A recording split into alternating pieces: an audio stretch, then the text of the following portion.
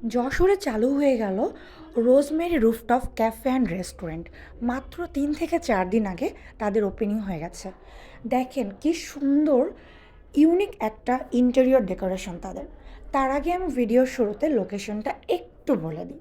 এটা কিন্তু হোটেল অরিয়নের ঠিক সাইডে রোজমেরি ক্যাফে। সো যাই হোক, আপনারা দেখেন তাদের রুফটপটা আপনাদেরকে একটু দেখাই। এত ইউনিকভাবে ডেকোরেশন করা, একদম খোলা আকাশের নিচে।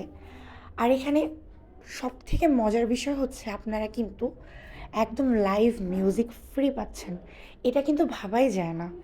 খোলা আকাশের নিচে যেখানে আপনারা লাইভ বারবিকিউ দেখতে পারবেন, কাবাব মেকিং থেকে শুরু করে মিউজিকটাও তো ফ্রিতেই ফিল নিতে পারবেন। তো যাই হোক, এখানে অনেকেই এসেছিলো। সবার পার্সোনাল মোমেন্ট আমি ক্যাপচার করতে চাইনি।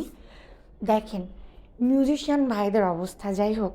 আর তাদের, আমার মনে হয়েছে এটা ট্র্যাডিশনাল ভাইব দিচ্ছিল তাদের ওয়ালের কিছু পেইন্টে, যেটা আমার কাছে সব থেকে বেশি অ্যাট্রাকটিভ মনে হচ্ছিল। অনেকটা ইউনিক করার ট্রাই করেছে তারা।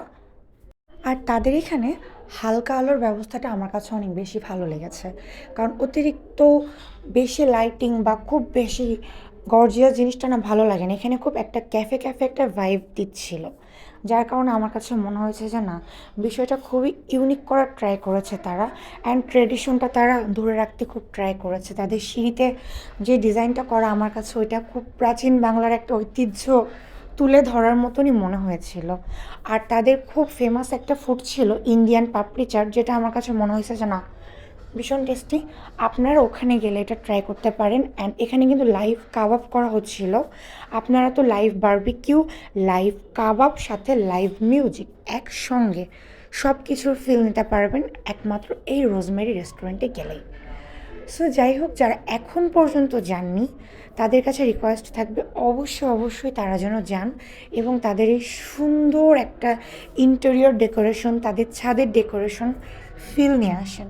আশা করি আপনাদের সবার কাছে ভীষণ ভালো লাগবে, আর আমাদের সবার কাছে খুব ভালো লেগেছে। আজকের ভিডিওটা আমি খুব একটা বড় করব না। আর এই ধরনের ইনফরমেটিভ নিউজ পেতে অবশ্যই আমার পেজটা ফলো দিয়ে রাখবেন।